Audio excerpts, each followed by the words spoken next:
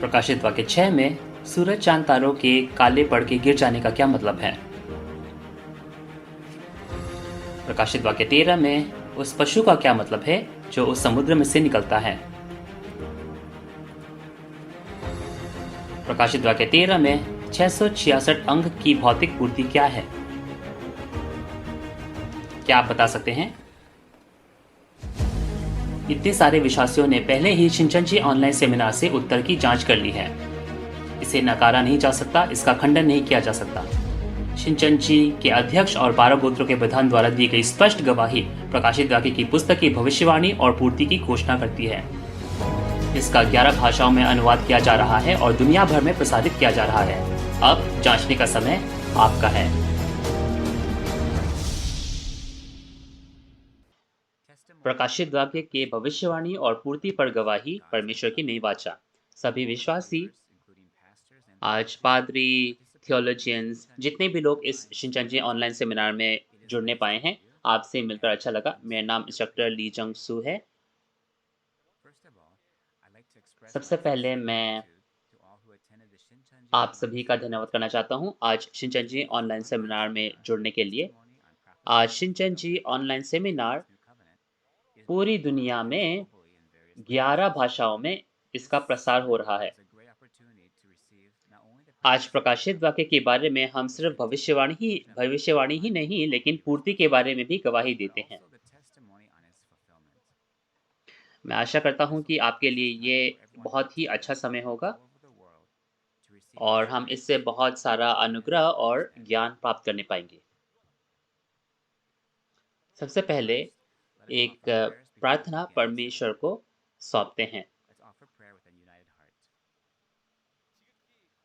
हे परमेश्वर पिता, सभी सृष्टि के रचनाकार, हमें इस जगह पर दोबारा एकत्रित करने के लिए और एक दिन देने के लिए आपका धन्यवाद। और इस ऑनलाइन सेमिनार में जो कि प्रकाशित वाक्य के भविष्यवाणी और पूर्ति के बारे में है, हमें यहाँ बुलाने के लिए आपका धन्यवाद। प्रकाशित वाक्य के वचन 7 मोहरों से बंद थे और परमेश्वर के दाहिने हाथ में थे। इसीलिए कोई भी नहीं था जो इसको जान सकता था। लेकिन इस समय उस वाचा के पादरी के द्वारा आप हमें वो सारी चीज़ें दिखाते और सुनाते हैं और प्रकाशित वाक्य के सभी चीज़ों को हमें बताते हैं। और हमारे वाचा के पादरी जी जिन्होंने ये प्रकट वचन यानी कि जो खुली पुस्तक है वो खाई है और वे इसके बारे में गवाही देते हैं। आज ये वचन पूरी दुनिया में इसका प्रसार हो रहा है ताकि सभी लोग इस वचन को सुनने पाएँ। इस समय हमें तू ऐसी आँखें दे, ऐसे कान दे जो देख सके और सुन सकें। इस समय शिमोन गोत्र के जो प्रधान हैं वो इसकी गवाही देंगे, तो कृपया उनके साथ रहे और उनको तू शक्ति दे, उनको तू ज्ञान दे ताकि प्रकाशित वाक्य 9 की गवाही वे स्पष्ट रूप से दे सकें। आज जितने भी पादरी हैं, थियोलॉजियंस हैं और सदस्य हैं जो यहाँ जुड़े हैं, हम विनती करते हैं कि तू उनके साथ रहे और ये सारी विनती हम यीशु मसीह के नाम से मांगते हैं जो पवित्र है और जो जीवन है। आमीन।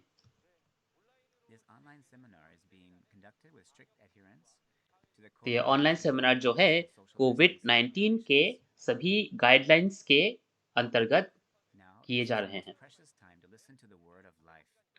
अब ये सबसे अच्छा समय है जब हम जीवन का वचन सुनेंगे। ये पहली बार नहीं है जब शिनचेनजी ने ऑनलाइन सेमिनार का आयोजन किया है। जब से शिनचेनजी की स्थापना हुई है 1984 से, तब से सेमिनार और प्रकाशित वाक्य के ऊपर सेमिनार शिनचेनजी पूरे देश में और बाकी जगहों पर भी आयोजित कर रही है। 2019 में भी हमने कोरिया के जो मुख्य शहर है, वहाँ पर भी हमने सेमिनार का आयोजन किया और बहुत सारे सदस्य इसमें आने पाए। सबसे पहले हमारे अध्यक्ष ने प्रकाशित वाक्य 1 की गवाही दी और जो बाकी गोत्र के प्रधान हैं जिन्होंने हमारे वाचा के पादरी से सीखा, वे भी हर अध्याय की गवाही देते हैं। आज उन 12 गोत्रों के प्रधान में से शिमोन गोत्र के जो प्रधान हैं, वे हमें प्रकाशित वाक्य 9 की स्पष्ट रूप से गवाही देंगे। हम एक-एक आयतों के बारे में जानेंगे। प्रकाशित वाक्य 8 को जारी करते हुए प्रकाशित वाक्य 9 के बारे में हम ये सीखेंगे कि जो चुने हुए लोग हैं, उनका न्याय कैसे होता है और उन्हें बाहर कैसे फेंक दिया जाता है क्योंकि उन्होंने प्रकाशित वाक्य 6 में विश्वासघात किया। तो आज आपको जानने की ज़रूरत है कि न्याय किसको मिलता है और क्यों मिलता है। तो चलिए आज हम प्रकाशित वाक्य एक-एक आयत हम अपने दिलों में उकेर सकें। तो चलिए अब हम शिमोन गोत्र के जो प्रधान हैं, उनको बुलाते हैं। एक तालियों के साथ उनका स्वागत करते हैं। पूरी दुनिया के सदस्य और पादरी और थियोलॉजियंस, आप सभी का मैं इस ऑनलाइन शिंचेंजी सेमिनार में स्वागत करता हूँ। मेरा नाम सुंगजू ली है और मैं शिमोन, जो यीशु के चेले थे, उनके अंतर्गत नियुक्त किया गया।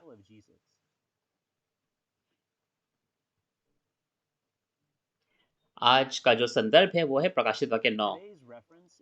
प्रकाशित वाक्य के भविष्यवाणी और पूर्ति की गवाही परमेश्वर की नई वाचा।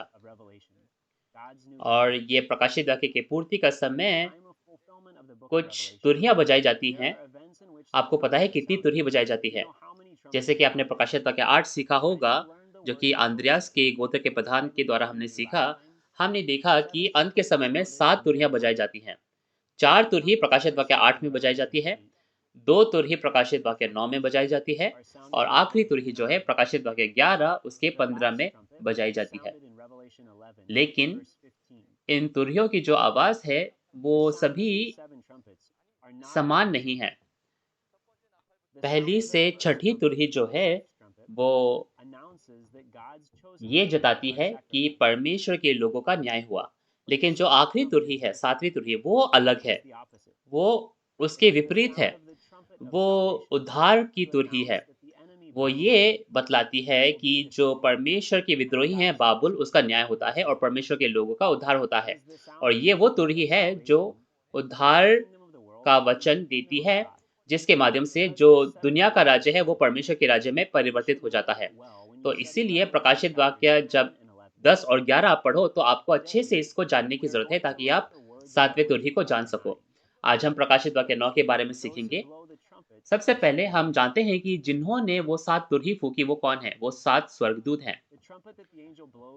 और जो तुरही वो बजाते हैं वे भौतिक तुरही नहीं हैं। वो भौतिक नरसिंगे नहीं हैं, लेकिन वे लोग हैं जिनको स्वर्गदूतों ने चुना, जो तुरही की तरह काम करते हैं। जैसे कि यशाया 58 के 1 में लिखा है कि अपनी आवाज़ एक नरसिंगे के समान, एक तुरही के समान उठाओ और जो याकूब के घराने हैं उनको उनका पाप जताओ। उसी प्रकार प्रकाशित वाक्य 3, प्रकाशित वाक्य 6 उनके वचनों के हिसाब से जिन लोगों को उस पाप में से बचाया गया, वे लोग एक तुरही का काम करते हैं। तुरही जो है स्वर्गदूत बजाती है, लेकिन तुरही कोई भौतिक तुरही नहीं है। तुरही क्या है? एक व्यक्ति है जिसका एक स्वर्गदूत इस्तेमाल कर तुरही के वचन, तुरही के शब्द सुनाते हैं। अब इस तुरही की जो सामग्री है वो क्या है? आप प्रकाशित वाक्य 6 में देख सकते हैं, उन चुने हुए लोगों ने क्या किया? विश्वासघात किया और उन्हें बाहर फेंक दिया गया।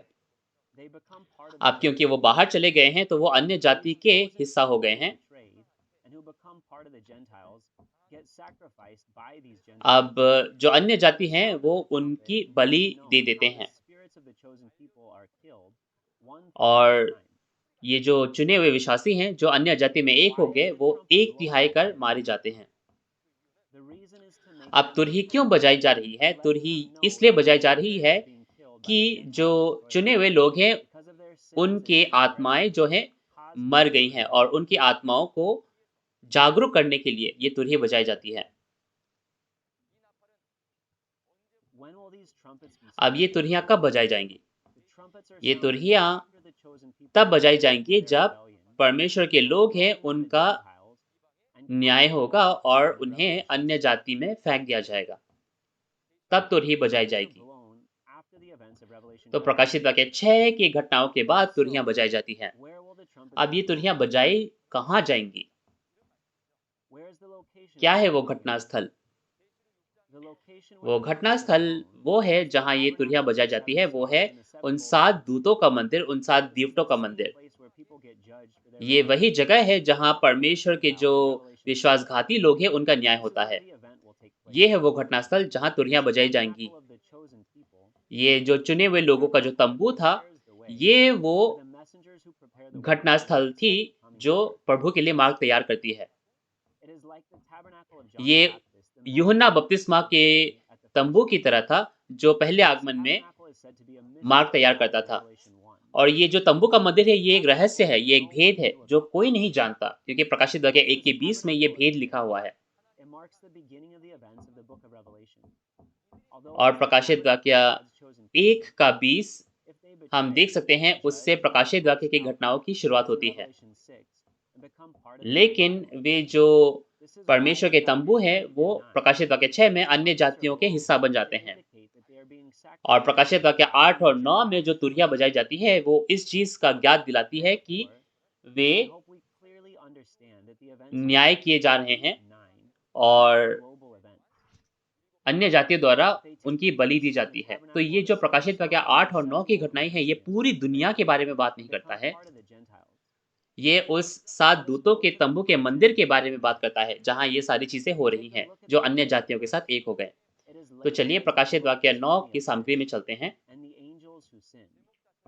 आप शीर्षक देखें तो क्या है? आज का शीर्षक क्या है? कुंड की टिड्डियाँ और स्वर्गदूत जिन्होंने पाप किया। तो आज का जो शीर्षक है वो भी बहुत मुश्किल है ना? कुंड क्या है? टिड्डियाँ क्या है? ये स्वर्गदूत कौन हैं जिन्होंने पाप किया? ये इन्होंने क्या किया? तो ये सारी चीज़ें आज हम जानने पाएँगे। प्रकाशित वाक्य 9 जो है हमें 5वीं और छठी तुरहियों के बारे में बताता है। तो प्रकाशित वाक्य 9 उसका 1 से 11 उस 5वें तुरही के बारे में बात करता है। जब 5वें स्वर्गदूत ने तुरही फूँकी तो हमने देखा कि एक तारा गिरता है। ये तारा जो है अथाह कुंड को खोल देता है, क्योंकि उसे कुंजी दी गई है। और उसमें से क्या है? उसमें से टिड्डियाँ निकलती हैं और कुछ लोगों को 5 महीने तक हानि पहुँचती है। ये 5वीं तुरही की क्या है? विपत्ति है। तो चलिए 1 से 6 पढ़ते हैं। जब 5वें स्वर्गदूत ने तुरही फूँकी तो मैंने स्वर्ग से पृथ्वी पर एक तारा गिरता हुआ देखा और उसे अथाह कुंड की कुंजी दी गई। उसने अथाह कुंड को खोला और कुंड में से बड़ी भट्टी के समान धुआं उठा और कुंड से धुएं से सूर्य और वायु अंधकार में हो गए। उस धुएं में से पृथ्वी पर टिड्डियां निकली और उन्हें पृथ्वी के बिच्छुओं के समान शक्ति दी गई। उनसे कहा गया कि न पृथ्वी की घास को, न किसी हरियाली को, न किसी पेड़ को हानि पहुंचाए, केवल उन मनुष्यों को हानि पहुंचाए जिनके माथे पर परमेश्वर की मुहर नहीं है। और उन्हें लोगों को मार डालने का तो नहीं, पर 5 महीने तक लोगों को पीड़ा देने का अधिकार दिया गया। और उनकी पीड़ा ऐसी थी जैसे बिच्छू के डंक मारने से मनुष्य की होती है। उन दिनों में मनुष्य मृत्यु को ढूंढेंगे और न पाएंगे और मरने की लालसा करेंगे और मृत्यु उनसे भागेगी। तो मैं एक चित्र के माध्यम से आपको दिखाना चाहता हूँ। एक स्वर्गदूत ने 5वीं तुरही फूँकी और एक तारा था जिसको अथाह कुंड की कुंजी दी गई थी, वो गिरता है। और उससे क्या होता है कि उस कुंड के धुएँ से सूरज और जो आकाश है वो अंधकार में हो जाते हैं। और उस कुंड में से क्या है, टिड्डियाँ निकलती हैं। और उनको कहा गया है कि पृथ्वी के जो घास है, जो पौधे हैं, उनको हानि ना पहुँचाना, लेकिन उनको हानि पहुँचाए जिनके माथे पर परमेश्वर की मुहर नहीं है। ये जो विपत्ति है, ये लोगों के लिए बहुत ही मुश्किल होगा और लोग क्या है, मृत्यु को ढूँढेंगे। तो 5वीं तुरही इस घटना के बारे में बताती है। लेकिन आप इसको देखो तो बहुत ही अजीब चीज़ हो रही है। एक तारा उस कुंजी को कैसे पा सकता है? टिड्डियाँ घास और पौधों को खाती हैं, है ना? लेकिन उन्हें कहा गया है कि सिर्फ़ उनको हानि पहुँचाएँ जिनके माथे पर परमेश्वर की मुहर नहीं है। तो परमेश्वर के मुहर से कितने लोग मोहित नहीं हैं? आप आयुब 33 के 16 में देखें तो हम देख सकते हैं कि परमेश्वर लोगों के कानों को कैसे खोलता है और उन्हें मुहरित करता है। परमेश्वर का वचन क्या है? परमेश्वर की मुहर है। तो जिनके पास परमेश्वर की मुहर नहीं है, परमेश्वर का वचन नहीं है, वे लोग मुहरित नहीं हैं। यानी कि आज दुनिया में कितने सारे लोग हैं जो परमेश्वर के वचन से मुहरित नहीं हैं। हमें जानने की ज़रूरत है कि ये जो भविष्यवाणी है, ये दृष्टांतों में लिखी गई थी। जिस व्यक्ति ने ये सारी चीज़ें देखी और सुनी, वो कौन है? वो 2000 साल पहले प्रेरित यूहन्ना थे। लेकिन आज जो इनकी वास्तविकता देखता है, इनकी भौतिक पूर्ति देखता है, जो घटनास्थल में थे, वो कौन थे? नया यूहन्ना। नया यूहन्ना इन सभी चीज़ों के बारे में, भविष्यवाणी के बारे में गवाही दे सकते हैं और हमें वास्तविकता के बारे में भी बता सकते हैं। आज हम इन प्रकाशित वाक्य 9 के भौतिक पूर्ति के बारे में देखेंगे। सबसे पहले, ये तारा क्या है जो आकाश से गिरा? आकाश का क्या मतलब है? आकाश आलंकारिक रूप से उस तंबू के मंदिर के बारे में बतलाता है। उस तंबू का मंदिर को आकाश कहा गया। ये तंबू क्या है? ये तंबू उन 7 दीवटों का मंदिर है। वे 7 दूत जो दूसरे आगमन में मार्ग तैयार करते हैं। उत्पत्ति 37 में हम देख सकते हैं कि परमेश्वर के लोगों का जो तंबू था उसे आकाश कहा गया, स्वर्ग कहा गया। और जो लोग थे, इज़राइल के लोग, उन्हें सूरज, चाँद, तारों के साथ उनकी तुलना की गई। तो तारा जो आकाश से गिरता है, वो उस व्यक्ति को जताता है जो उस तंबू के मंदिर में था।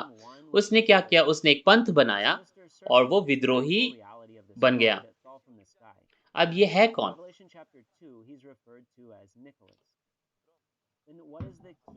इसकी वास्तविकता है एक सांप समान व्यक्ति जो पहले उस तंबू के मंदिर में आया था और वहां से गिर पड़ा।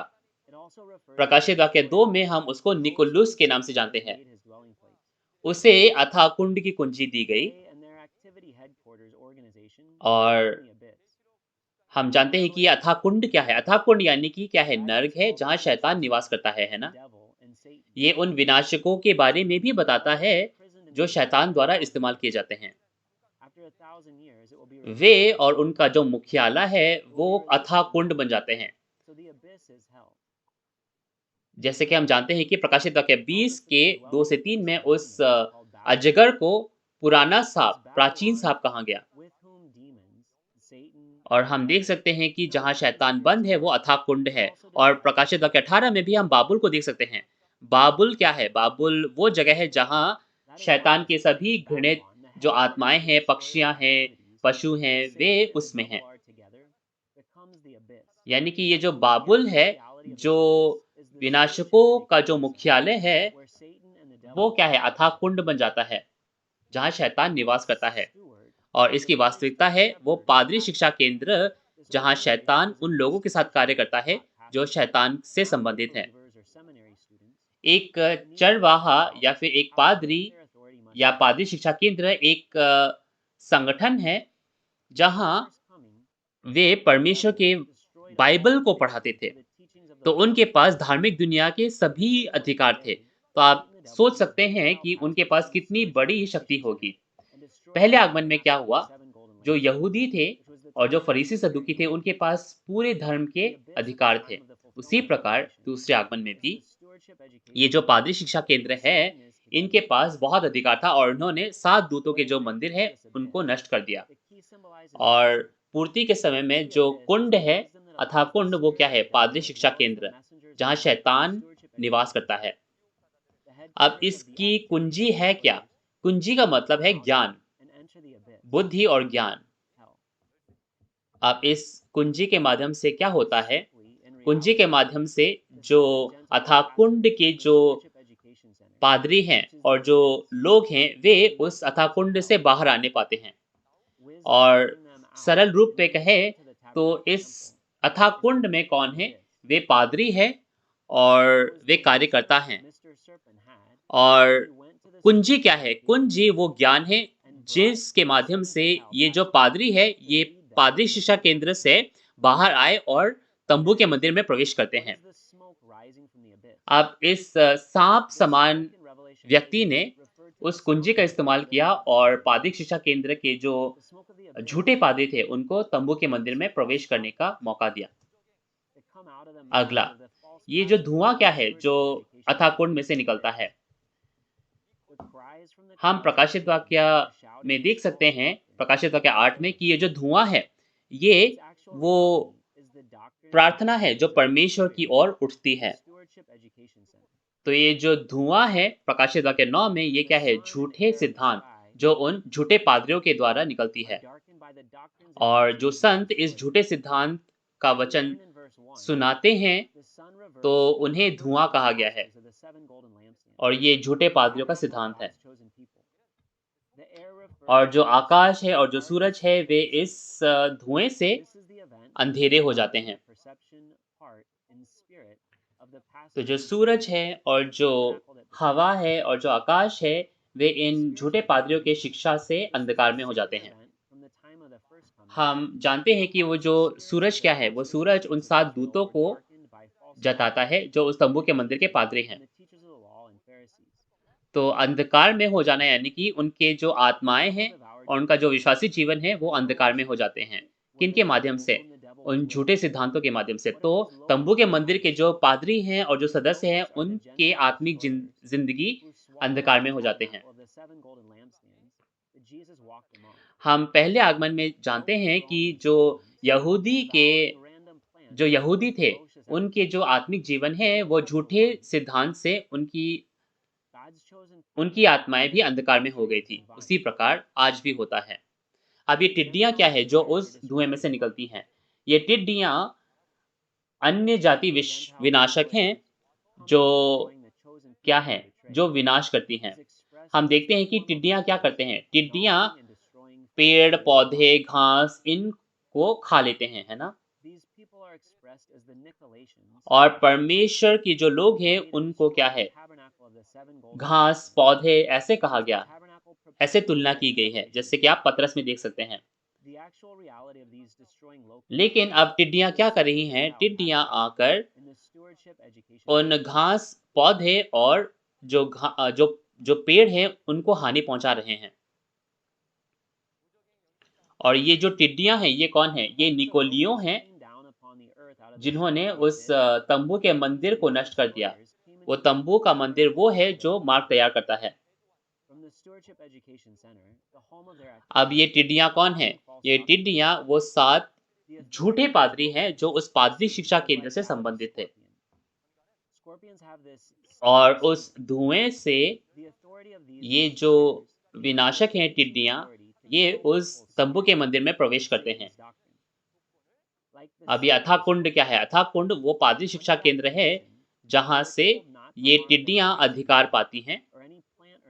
और इनका जो अधिकार था, वो एक बिच्छू के डंक के समान था। और उनका जो सिद्धांत है, जो उनका डंक है, वो क्या है? वो झूठे सिद्धांत है जिनके माध्यम से वे लोगों को हानि पहुँचाते थे और मार डालते थे। और उन्हें कहा गया कि वे घास और पौधों को हानि ना पहुँचाएँ, लेकिन सिर्फ़ उन लोगों को हानि पहुँचाएँ, जिनके माथे पर परमेश्वर की मुहर नहीं है। ये तंबू का मंदिर वो घटनास्थल था जहाँ परमेश्वर का कार्य होता था, जहाँ यीशु और परमेश्वर थे, और उस तंबू के मंदिर को स्वर्ग कहा गया। तो अगर वो तंबू का मंदिर स्वर्ग है, तो पूरी पृथ्वी को आप क्या है? पूरी दुनिया को आप पृथ्वी कह सकते हैं। तो जो तंबू का मंदिर है, उसे स्वर्ग कहा गया है और पूरी दुनिया को पृथ्वी कहा गया है। और आज पूरी दुनिया में जितने भी सिद्धांत हैं, जितने भी संप्रदाय हैं और सदस्य हैं, उन्हें क्या है? घास, पौधे और पेड़ कहा गया। आप यशायाह 40 के 7 में जाओ, तो हम देख सकते हैं कि लोगों को पेड़ और पौधे के समान उनकी तुलना की गई है। और ये कहा गया कि उनको हानि ना पहुँचाना, क्योंकि इस समय जो तंबू का मंदिर है, उसका न्याय अभी पूरा नहीं हुआ है। उनको सिर्फ़ क्या है? सिर्फ़ तंबू के मंदिर में ही न्याय करने का अधिकार दिया गया। और प्रकाशित वाक्य 9 में जिन पर परमेश्वर की मुहर नहीं दी गई है, उनका न्याय हो जाता है।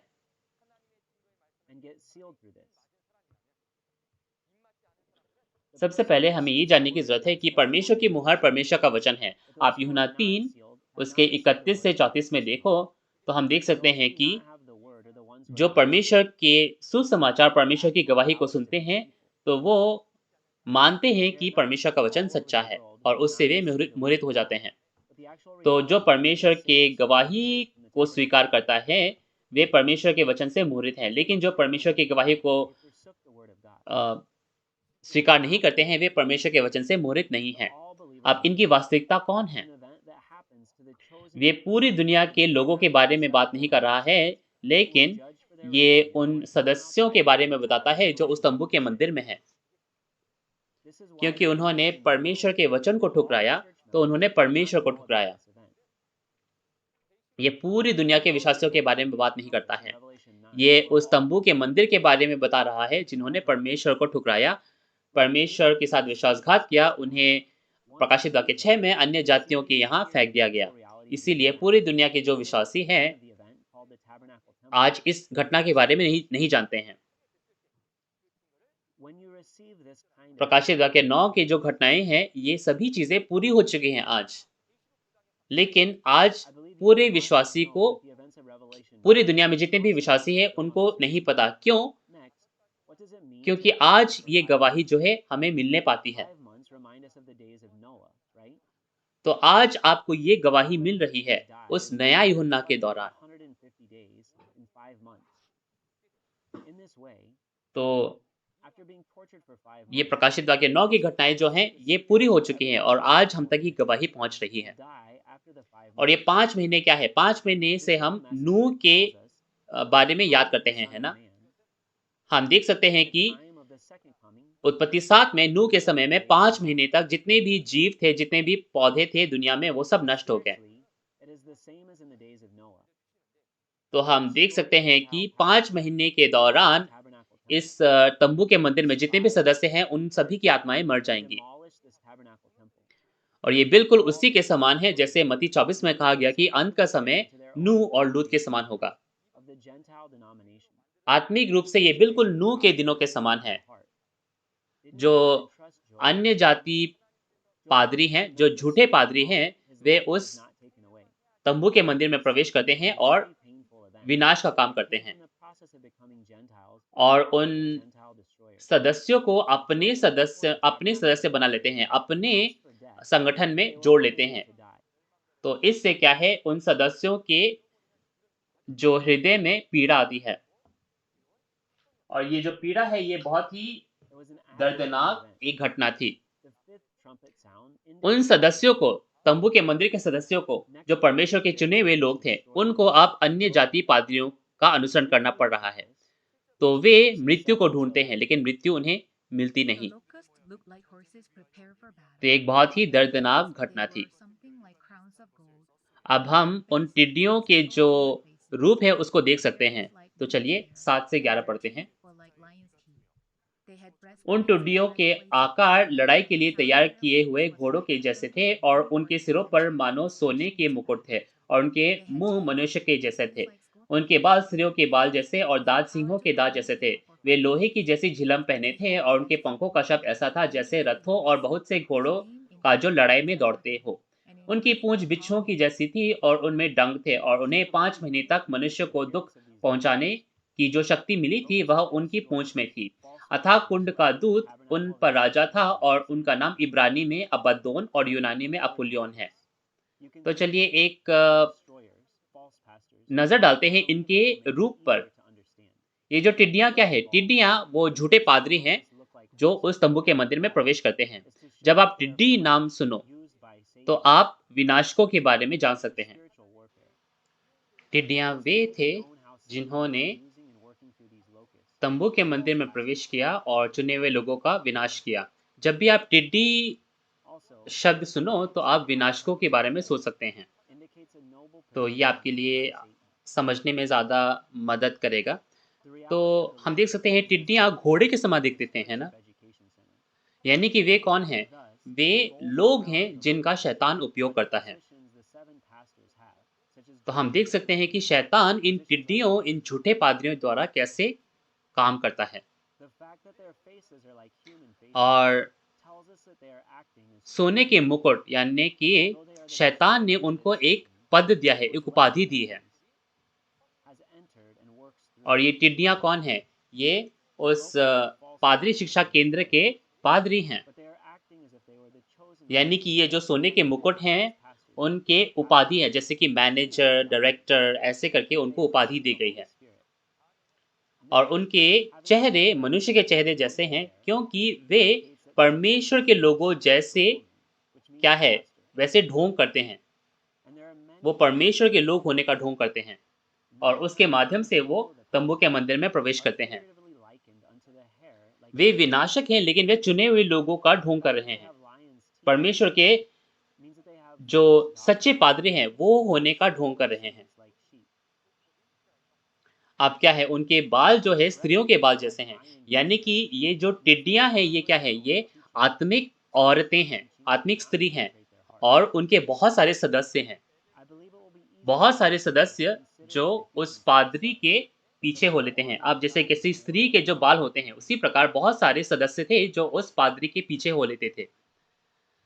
और उनके जो दाँत हैं वो सिंह के समान है। क्यों? क्योंकि वो अपने दाँतों से उन सदस्यों को निगल जाते थे। और उनके झिलम लोहे के झिलम जैसे थे, यानी कि उनके सिद्धांत लोहे के जैसे थे। जो परमेश्वर का वचन है, उनके अंदर नहीं जाता। उनके दिल सख्त हैं। जैसे कि इफिसियों 6 के 10 से 17 में हम देखते हैं कि परमेश्वर का वचन भी हमारा एक हथियार है, हमारी झिलम है। उसी प्रकार शैतान का भी झिलम। अब कुछ लोग हैं जो उन टिड्डियों का टिड्डियों की सहायता करते हैं, इसीलिए वे उनके पंख जैसे हैं, जैसे पंख सहायता करती है। और उनके जो बिच्छू जैसे डंक थे, उनके पूँछ बिच्छू जैसे थे, यानी कि उनके पूँछ क्या है? उनके पूँछ झूठे पादरी हैं, जो विष पैदा करते हैं, जो हानि पहुँचाते हैं। और उनके डंक क्या है? उनके डंक झूठे सिद्धांतों के डंक हैं, जो लोगों के आत्माओं को मार डालती हैं। यानी कि जो झूठे पादरियों का जो सिद्धांत होता है, वो क्या होता है? लोगों की आत्माओं को मार डालता है। और हम देख सकते हैं कि जो टिड्डियाँ हैं, उनके बीच में भी कोई प्रधान होता है। और प्रधान कौन है? जो उन पादरियों में से मुख्य है ना? हेड पास्टर है। जो हेड पास्टर है, वो बाकी पादरियों का नेतृत्व करता है, उसे राजा कहा जाता है। अब ये पादरी है कौन? अब ये मुख्य पादरी, जो प्रधान पादरी, ये कौन है? हम जान सकते हैं कि ये जो टिड्डियाँ हैं, ये उस पादरी शिक्षा केंद्र के झूठे पादरी हैं। और ये जो मुख्य हैं, ये कौन है? ये मिस्टर अर्थ, पृथ्वी, ये जो पृथ्वी का व्यक्ति है, इसके बारे में हम बाद में जानेंगे। तो ये व्यक्ति है जो उनके बीच में प्रधान है।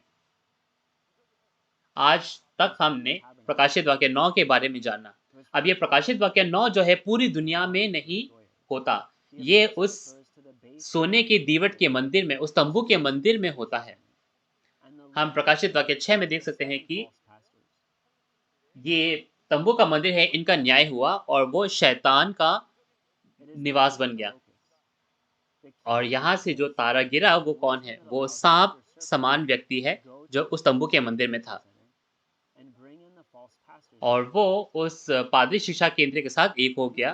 और पादरी शिक्षा केंद्र क्या है? उन विनाशकों का मुख्यालय है। और जो टिड्डियाँ हैं, वो कौन है? वे 7 झूठे पादरी हैं और उनमें एक प्रधान पादरी है, जो उनके बीच में राजा है, जो झूठा पादरी है। और ये जो कुंजी क्या है? कुंड की कुंजी क्या है? कुंड की कुंजी वो ज्ञान है, वो बुद्धि है, जिसके माध्यम से इस सांप समान व्यक्ति ने उन झूठे पादरियों को इस तंबू के मंदिर में प्रवेश करवाया।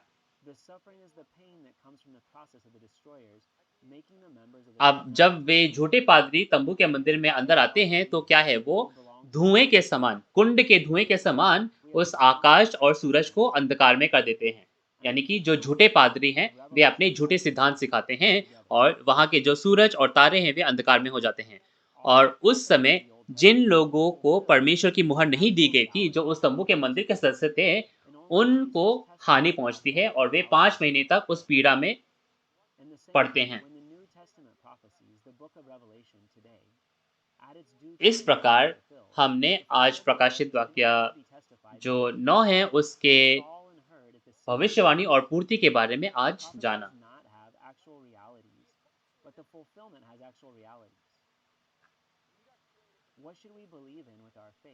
पुराने नियम के जितने भी भविष्यवाणियाँ थी, वो पहले आगमन में पूरी हुई और यीशु अकेले थे जो उसके बारे में गवाही दे सकते थे।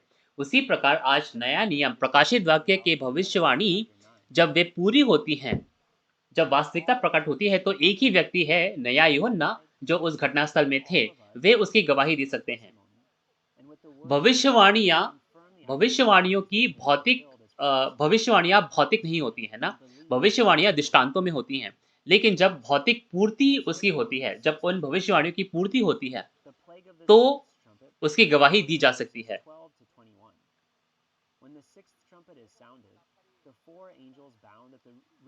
आज जब प्रकाशित वाक्य के सभी अध्यायों के बारे में भविष्यवाणी और पूर्ति मिलती है, तो हम उसे सुन सकें और उसकी पुष्टि कर सकें और आज हम उनके बारे में जान सकें और उस पर विश्वास कर सकें और परमेश्वर के लोग हो सकें। तो चलिए छठे तुरही की ओर जाते हैं। छठवें तुरही 12 से 21 में लिखी गई हैं। प्रकाशित वाक्य 9 12 से 21 हम देख सकते हैं कि 4 स्वर्गदूत हैं जिसे अफराती नदी में बांधा गया है। वे स्वर्गदूत हैं जिन्होंने पाप किया। उन्हें मनुष्य में से 1/3 को मार डालने के लिए रखा गया था।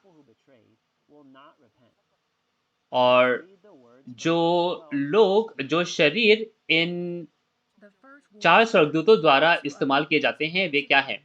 वे वे सैनिक बनते हैं, वे घुड़सवार सैनिक। और उसके बाद क्या है? आग, धुआँ, गंधक, ये सभी चीज़ें उस घोड़े के मुँह से निकलते हैं।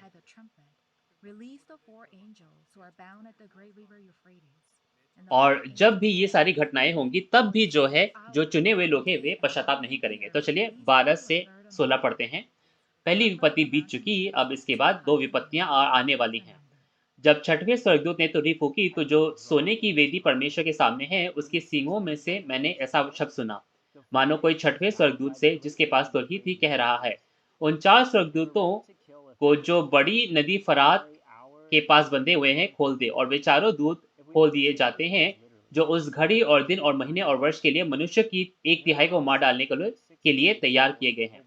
उनकी फौज के सवारों की गिनती 20 करोड़ थी। मैंने उनकी गिनती सुनी।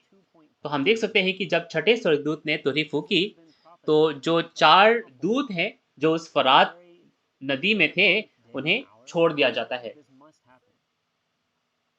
और हम देख सकते हैं कि वे मनुष्यों में से 1/3 लोगों को मार डालते हैं। ये बहुत ही भयानक घटना लग सकती है ना? आप खुद देखो, पूरी दुनिया में 7 अरब से ज़्यादा लोग हैं।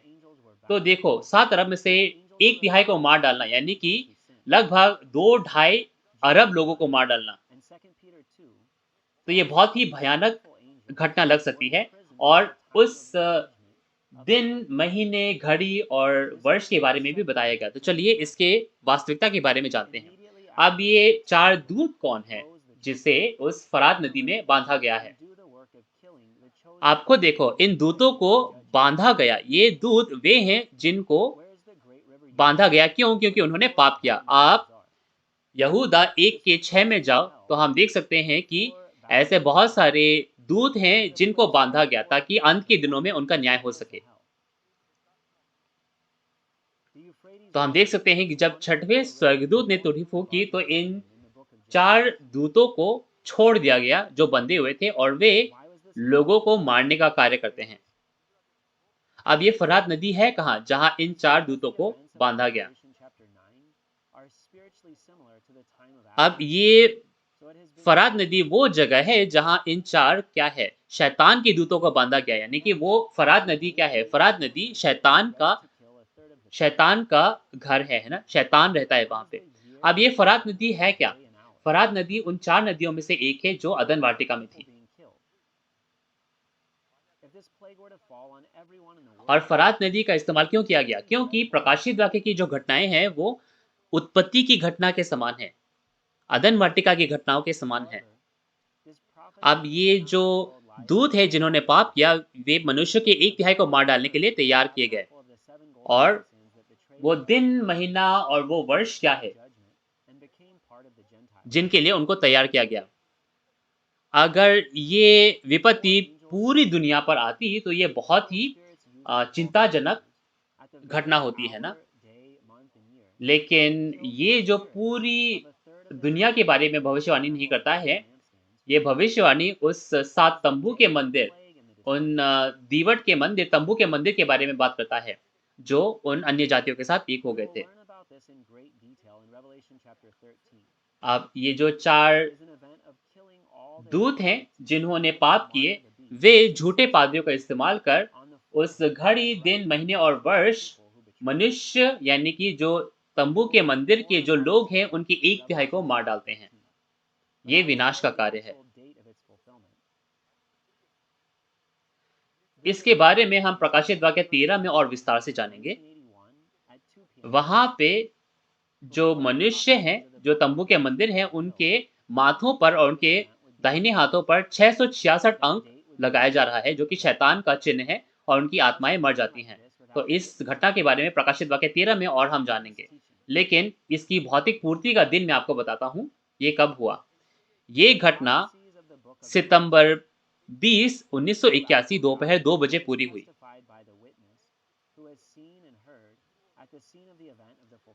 प्रकाशित वाक्य के पूरा होने से पहले लोग कह सकते हैं कि ये ऐसा होगा या वैसा होगा, लेकिन इस घटना को बिना देखे कोई अगर इसकी गवाही देता है तो वो क्या है? वो लोगों की शिक्षाएं हैं, वो मनुष्य की शिक्षा है ना?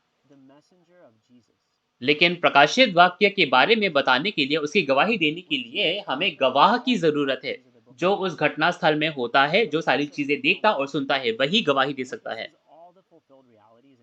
जो चीजें प्रकाशित वाक्य के सभी अध्यायों को देखता और सुनता है और प्रकाशित वाक्य के पूर्ति को जानता है, वो कौन है? वो नया यूहन्ना है, जैसे कि प्रकाशित वाक्य 22 में लिखा है, वो जो दूत जो यीशु ने भेजा। नया यूहन्ना, जब यीशु सभी चीजें पूरी करते हैं तो नया यूहन्ना वो सारी चीजें देखता और सुनता है और एक गवाह के रूप में सभी चीजें देखता है और आज गवाही देता है। 5W और 1H, कहाँ, कब, कैसे, क्यों, सारी चीजें वो देखता है और जो सबूत है वो भौतिक पूर्ति होती है, जिसके माध्यम से वो गवाही दे सकता है। तो प्रकाशित वाक्य 13 में आप सभी चीजें देखने पाएंगे, सभी वास्तविकताएं, सभी अस्तित्वों को देखने पाएंगे और आप समझने पाएंगे। जो घुड़सवार हैं, जो 20 करोड़ घुड़सवार हैं, जो शैतान की सेना है, वो कौन है? ये घुड़सवार, इनके पास क्या है? घोड़े हैं और रथ हैं। हम घोड़े के बारे में जानते हैं, बाइबल में घोड़ों का क्या मतलब है? शरीर। अब जैसे एक व्यक्ति एक घोड़े पर बैठता है, उसी प्रकार आत्मा शरीर का इस्तेमाल करती है। और ये घुड़सवार की जो घुड़सवारों की जो संख्या थी वो 20 करोड़ थी। और ये लोग घुड़सवार की सेना क्यों कहा गया? क्योंकि ये एक सेना की तरह है। जैसे कि प्रकाशित वाक्य 5 में हमने देखा कि जो परमेश्वर की सेना है वो हजारों पर हजार, 10,000 पर 10,000 अनगिनत सेनाएं हैं। उसी प्रकार हम 20 करोड़ ये जो देखते हैं, ये शैतान की सेना है। ये भी क्या है? ये भी बहुत सारे हैं। परमेश्वर की सेना हजारों पर हजार, 10,000 पर 10,000 ऐसे लिखा गया है।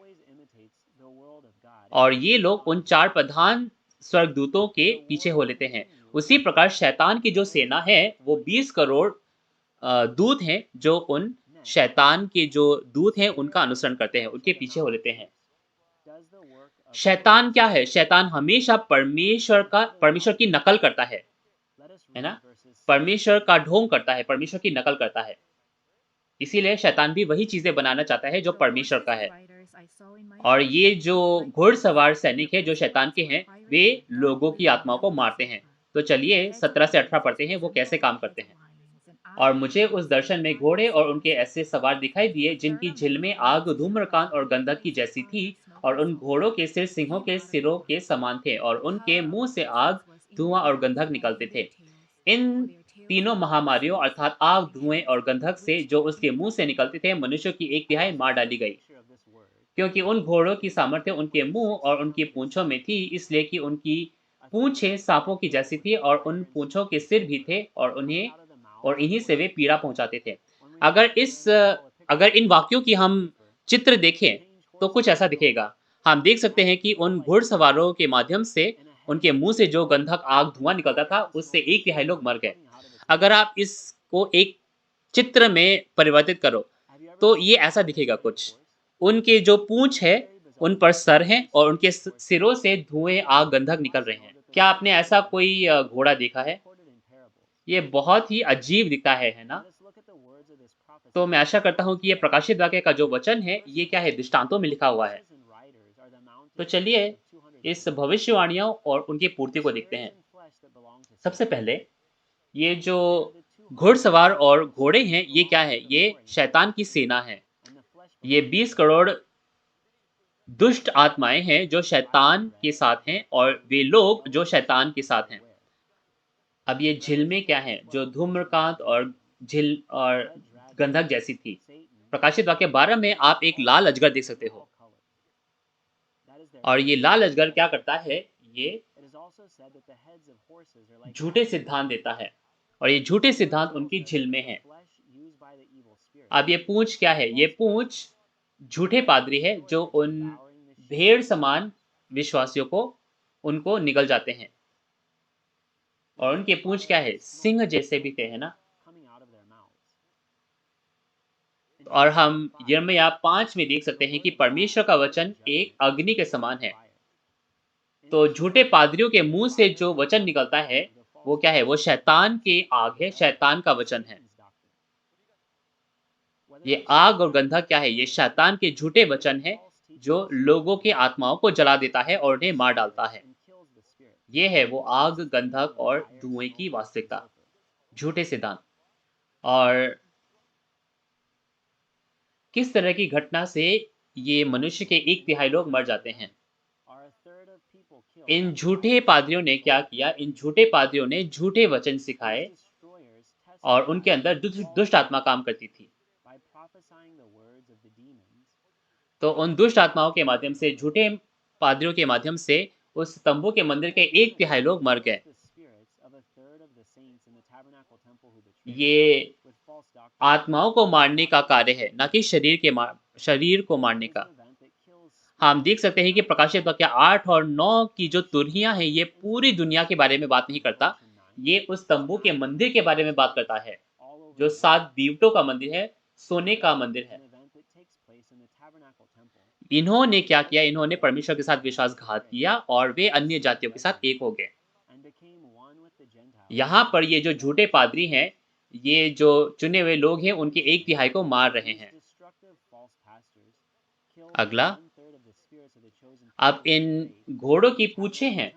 आप यशायाह 9 के 15 में देख सकते हो कि जो पूंछ है वो झूठे पादरियों को दर्शाता है। यानी कि इनके जो पूंछ है वो झूठे पादरी हैं। तो झूठे पादरी इन घोड़ों के साथ जुड़े हुए हैं, यानी कि इन झूठे पादरियों के साथ जुड़े हुए हैं। ये झूठे पादरी, यानी कि ये जो पूंछ हैं, ये कौन है? ये 17 झूठे पादरी हैं जो उन झूठे पादरियों के साथ एक हो जाते हैं।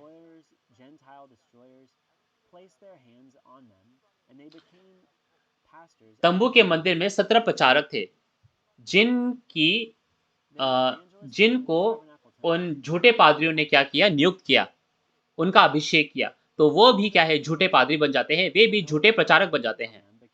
इसीलिए वे क्या हैं? वे पूंछ के समान बताए गए हैं।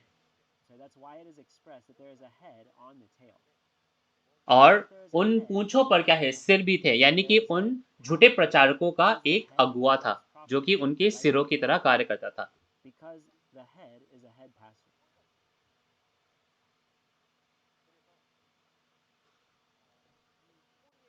तो ये जो सिर है ये कौन है? ये सिर उन पादरी शिक्षा केंद्र का जो झूठा पादरी है, प्रधान पादरी है, उसके बारे में बात करता है, जो उनका अभिषेक करता है और उनको नियुक्त करता है। तो चलिए इसका एक सारांश देते हैं। ये जो छठी तुरही है, ये क्या है? पूरी दुनिया में नहीं बजता, लेकिन उस तंबू के मंदिर में जो जो 7 दूतों का मंदिर है, वहाँ बजता है। और वो क्या है? ये न्याय का कार्य हो रहा है। ये तंबू का मंदिर एक मंदिर था जो दूसरे आगमन में प्रभु का मार्ग तैयार करता है, जैसे कि पहले आगमन में यूहन्ना बपतिस्मा के तंबू ने किया। लेकिन ये जो तंबू है, ये लोग अन्य जातियों के साथ एक हो जाते हैं, जहाँ ये जो चुने हुए लोग हैं, ये लोग विश्वासघात करते हैं और झूठे पादरियों द्वारा उन्हें ज़ब्त कर लिया जाता है, उन्हें पकड़ लिया जाता है। यहाँ पर जो घुड़सवार सैनिक हैं, वे लोग उन झूठे लोगों के साथ एक हो जाते हैं। ये लोग शैतान की सेना है। शैतान के दूत और शैतान के लोग, शैतान के शरीर जो एक हो जाते हैं और शैतान का कार्य करते हैं। ये पादरी शिक्षा केंद्र के झूठे पादरी हैं। और जो उनको क्या करते हैं, जो उन लोगों का अभिषेक करते हैं, वे झूठे पादरी हैं जो सिर के समान हैं। और उन्हें क्या कहा गया? उन्हें शेर कहा गया है ना, सिंह के दांत जैसे कहा गया, यानी कि वे क्या है? विनाशक जैसे हैं, जो सदस्यों को, भेड़ समान सदस्यों को निगल जाते हैं। और इन घोड़ों के मुंह से जो झूठे सिद्धांत, आग और गंधक निकलते थे, वे क्या है? झूठे वचन हैं, यानी कि झूठी व्याख्याएं हैं और टिप्पणियां हैं। और वो घटना जो इस तंबू के मंदिर के 1/3 सदस्यों के मृत्यु के बारे में बतलाता है, वो छठवीं तुरही है। जब छठी तुरही बजी थी तो कोई नहीं जानता था कि क्या हुआ। लेकिन ये प्रकाशित वाक्य 9 का जो छठवीं तुरही है, हम आज जानते हैं कि ये उस तंबू के मंदिर में पूरा हुआ। और नया यूहन्ना जो गवाह है, जो ये सारी चीज़ें देखता और सुनता है, उसने सारी चीज़ें देखी, सुनी और वो आज इसकी गवाही देता है। तो आज ये 12 गोत्र प्रकाशित वाक्य के भविष्यवाणियों और पूर्ति के बारे में बता सकते हैं। क्यों? क्योंकि उन्होंने इस नया यूहन्ना से सारी चीज़ें सीखी और इसके बारे में आज गवाही दे सकते हैं। आज प्रकाशित वाक्य की जो भविष्यवाणी है और पूर्ति है, उसकी पुष्टि आप करें। ये सच है और इसे आप जानकर नया नियम रख सकें। और मैं आपसे आग्रह करता हूँ कि आप इसकी आज पुष्टि करें कि ये सच है कि नहीं। तो चलिए अब आखिरी आयत पढ़ते हैं, 20 और 21। बाकी मनुष्यों ने जो उन महामारियों से न मरे थे, अपने हाथों के कामों से मन न फिराया कि दुष्ट आत्माओं की और सोने, चांदी, पीतल, पत्थर और काठ की मूर्तियों की पूजा न करे, जो न देख, न सुन, न चल सकती हैं। और जो खून और टोना और व्यभिचार और चोरियां उन्होंने की थी, उनसे मन न फिराया। ये तुरही जो है, उन लोगों को ये ज्ञात दिलाने के लिए बजाई गई थी कि उन्होंने विश्वासघात किया। ये तंबू का मंदिर जो 7 दीवटों का मंदिर था, ये विनाशकों जो झूठे पादरी हैं, उनके द्वारा ज़ब्त कर लिया जाता है और इसके जो सदस्य हैं, इनकी आत्माएं मर जाती हैं। जो 7 मुहर की विपत्ति है और जो तुरहियों की विपत्ति है, उससे उनके सदस्य मर जाते हैं। लेकिन इस समय जो नहीं मरते हैं, वे क्या है? वे मन नहीं फिराते हैं, लेकिन दुष्ट आत्माओं की पूजा करते हैं और मूर्तियों की पूजा करते हैं। अब ये जो दुष्ट आत्माएं हैं, ये क्या है? ये शैतान के निवास स्थान बन जाते हैं। उनमें शैतान निवास करती है। आप हबक्कुक 2 उसके 18 में देख सकते हैं कि ये जो मूर्तियां हैं, है ना? जो मूर्तियां हैं, वे झूठे वचन सिखाते हैं। अब ये मूर्तियां कौन है? झूठे पादरी जो झूठे वचन सिखाते हैं, वे मूर्तियों के समान हैं। तो इस समय जो अन्य जाति पादरी थे, जो झूठे वचन सिखाते थे, वे मूर्तियों के समान हैं, जैसे कि वो सांप समान व्यक्ति। जो साफ समान व्यक्ति है और जो झूठे पादरी थे, उन्हें मूर्तियों के समान बताया गया और वे शैतान के निवास स्थान थे।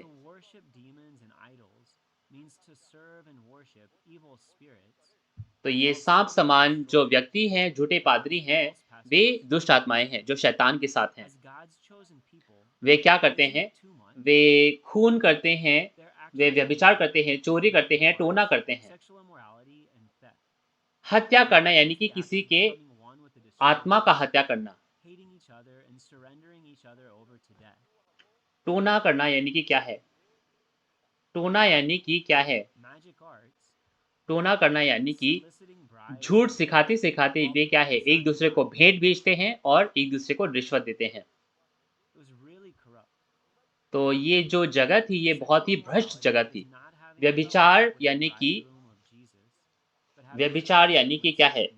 परमेश्वर यीशु के साथ एक ना होना, लेकिन शैतान के साथ एक होना, है ना? शैतान के साथ एक होना यानी कि क्या है? ये व्यभिचार है। और शैतान शैतान का जो सिद्धांत पाना है, वो क्या है? वो व्यभिचार के समान है। और चोरी करना यानी कि परमेश्वर के वचन चुराना, है ना? जो झूठे पादरी थे, उन्होंने जो तंबू के मंदिर के जो संत हैं, जो उनके दूत हैं, उन्हें उनके पद से छीन लिया, उनके वचन से छीन लिया, इसीलिए वो चोरी कहा गया है। और हम देख सकते हैं प्रकाशित वाक्य 6 से लेकर 9 तक जो झूठे पादरी हैं, उन्होंने जो 7 दूत थे, जो दीवटों का जो मंदिर था, उनके पद से उनको छीन लिया, उनकी उपाधि, उनका अधिकार उनसे छीन लिया।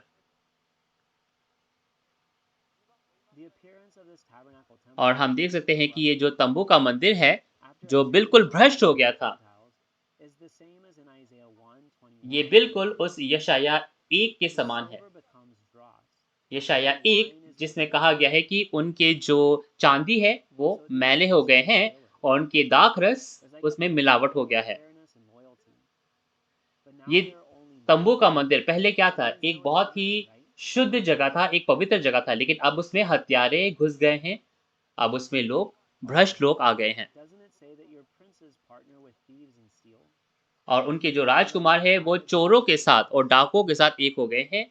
वे रिश्वत माँगते हैं और एक-दूसरे को भेंट भेजते हैं। जो परमेश्वर के वचन से बाहर चले जाते हैं, परमेश्वर के वचन से दूर हो जाते हैं, वे अंधे हो जाते हैं। ये लोग जो हैं, ये आत्मिक रूप से मर चुके हैं। अब आप इन सभी के जो कार्य देखेंगे, तो आप समझेंगे कि परमेश्वर उनका न्याय क्यों करना चाहते हैं और उनका न्याय क्यों होता है। और हम आशा करते हैं कि हम परमेश्वर के लोग बनने पाएँ, परमेश्वर के सदस्य बनने पाएँ, जो इस भविष्यवाणियाँ और उनके पूर्ति के बारे में पूरे दिल के साथ सुनने पाएँ और स्पष्ट रूप से ये पुष्टि करने पाएँ कि यह सच है या नहीं। और पुष्टि करने के बाद हम इस पर विश्वास कर नए नियम, नई वाचा को रखने पाएँ। तो चलिए आज प्रकाशित वाक्य 9 का सारांश करते हैं। प्रकाशित वाक्य 8 और 9 उसमें हम देख सकते हैं कि पहले से छठी तुरही फूँकी गई और ये घटनास्थल पूरी दुनिया के बारे में बात नहीं करता, लेकिन ये तंबू के मंदिर में बारे में बात करता है, वो 7 दूतों का मंदिर, जो परमेश्वर से संबंधित थे, लेकिन उन्होंने विश्वासघात किया और वो शैतान अन्य जातियों के साथ संबंधित हो गए। प्रकाशित वाक्य 6 में देख सकते हैं, उन्हें बाहर फेंक दिया गया और उनके विश्वासघात के बारे में उनको बताने के लिए, उन्हें जागरूक करने के लिए, ये बताने के लिए कि उन्हें शैतान के लोग मार रहे हैं। ये तुरही फूँकी गई, लेकिन वे लोग पश्चाताप नहीं करते हैं, वे मन नहीं फिराते हैं। यानी कि प्रकाशित वाक्य 8 और 9 उन चुने हुए लोगों के न्याय के बारे में है। तो जितने भी पादरी हैं, जितने भी सदस्य हैं, आप सभी प्रिय हैं और हम जानते हैं कि ये बहुत ही इस क्लेश का समय है। हम उस महान क्लेश में से गुज़र रहे हैं। लेकिन जितने भी क्लेश में हम गुज़रे, उससे ज़्यादा हमें परमेश्वर के वचन को ढूँढने की ज़रूरत है। हम इस समय परमेश्वर के साथ एक होने पाएँ। प्रकाशित वाक्य 7 ये बतलाता है कि यीशु के लहू से उस महान भीड़ को भी बचाया जाता है, जो अनगिनत है, जिनको आप गिन नहीं सकते। हम उस तरह के राज्य की कामना करते हैं, जहाँ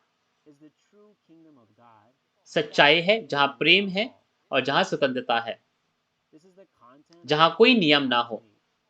ये वो सामग्री है जिसके बारे में परमेश्वर वादा करते हैं। तो आप और मैं, जिनको परमेश्वर और यीशु के आने का इंतज़ार है और उनके राज्य का इंतज़ार है, हमें क्या एक नहीं होना चाहिए? हम एक-दूसरे के साथ एक होने पाएँ। इस समय हम झगड़ा ना करें, लेकिन हम एक होकर एक-दूसरे की मदद करें।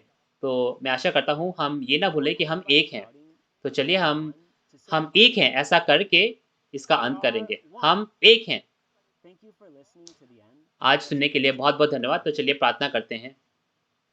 हे परमेश्वर पिता, आपका बहुत-बहुत धन्यवाद। हम आपका धन्यवाद करते हैं कि आज आपने हमें यीशु के उस क्रूस के प्यार के बारे में बतलाया और उसके माध्यम से आज नई वाचा बनाई गई और आज हम उस नई वाचा के माध्यम से आपके सामने आते हैं और आज प्रकाशित वाक्य के इस सेमिनार के बारे में हम जानते हैं, उस नया यूहन्ना के बारे में, जो प्रकाशित वाक्य के पूर्ति की सभी चीज़ों को देखते हैं और उसकी गवाही देते हैं। जितने भी लोग इस प्रकाशित वाक्य को देखते हैं और सुनते हैं, उन्हें तू आँखें और कान दे और बुद्धि दे और शक्ति दे और तू कार्य करे ताकि हम सभी एक हो सकें और तेरे राज्य के संतान बन सकें, जो तेरे भविष्यवाणी और पूर्ति को जान सकें और उस नई वाचा को रख सकें। और मुख्य रूप से जितने भी पा जितने भी पादरी हैं, उनकी तू रक्षा कर और उनकी तू मदद कर और उनके सदस्यों की मदद कर, ताकि वे इस भविष्यवाणी की पूर्ति की गवाही अपने सदस्यों तक भी पहुंचा सके, ताकि सभी लोग इस नई वाचा को रख सकें। कृपया कार्य कर ताकि हम स्वर्ग के राज्य के लोग बन सकें। परमेश्वर, तो सभी जो सेमिनार बचे हैं, इनकी अगुवाई कर और जो सुनते हैं, उनको तू विश्वास दे और उनके दिलों को तू स्थिर कर। मैं सभी चीज़ें आज यीशु मसीह के नाम से माँगता हूँ। आमीन। ये जो स्वर्गदूत है, ये समुद्र और पृथ्वी पर पैर रखता है। ये समुद्र और पृथ्वी है क्या? अब ये खुली पुस्तक आई क्यों है? ये खुली पुस्तक जो स्वर्ग से आती है, जो व्यक्ति उसे खाता है, उसे वो वादा मिलता है। इसीलिए उसे वादा का पादरी, वाचे का पादरी कहा गया। जैसे कि हम अपने मुँह से खाते हैं, वैसे ही क्या अपने कानों से हम आत्मिक खाना नहीं खाते? अब ये राज्य, भाषा, कुल, लोग कौन है ये? लोगों को मनुष्य के वचन से सिखाया गया, तो क्या हमें परमेश्वर का वचन ही सीखना चाहिए? इस गुरुवार को मत्थियास के जो गोत्र के प्रधान हैं, वे प्रकाशित वाक्य 10 के बारे में हमें गवाही देंगे। और जैसा समय दिया गया आपको, उसी समय ये आयोजित किया जाएगा। तो हम प्रकाशित वाक्य के वचन के माध्यम से परमेश्वर की युक्ति को समझने पाएँ। इसके अलावा अगर आपको कोई प्रश्न है और शिनचंची के बारे में आप जानना चाहते हैं, तो इन दिए हुए नंबर्स पर आप संपर्क कर सकते हैं। हम आपके सवालों का विस्तार से जवाब देंगे। आज का सेमिनार हम यहीं समाप्त करेंगे। चलिए प्रभु प्रार्थना से अंत करें। हे हमारे पिता, तू जो स्वर्ग में है, तेरा नाम पवित्र माना जाए, तेरा राज्य आए, तेरी इच्छा जैसे स्वर्ग में पूरी होती है, वैसे ही पृथ्वी पर भी हो। हमारे दिन भर की रोटी आज हमें दे और जिस प्रकार हमने अपने अपराधियों को क्षमा किया है, वैसे ही हमारे अपराधों को क्षमा कर और हमें परीक्षा में ना ला, परंतु बुराई से बचा, क्योंकि राज्य और पराक्रम और महिमा सदा तेरे ही हैं। आमीन। तो चलिए आज शिनचंची ऑनलाइन सेमिनार प्रकाशित वाक्य के भविष्यवाणी और पूर्ति परमेश्वर की नई वाचा, उसकी हम यहीं समाप्ति करेंगे। आज हमारे साथ जुड़ने के लिए बहुत बहुत धन्यवाद।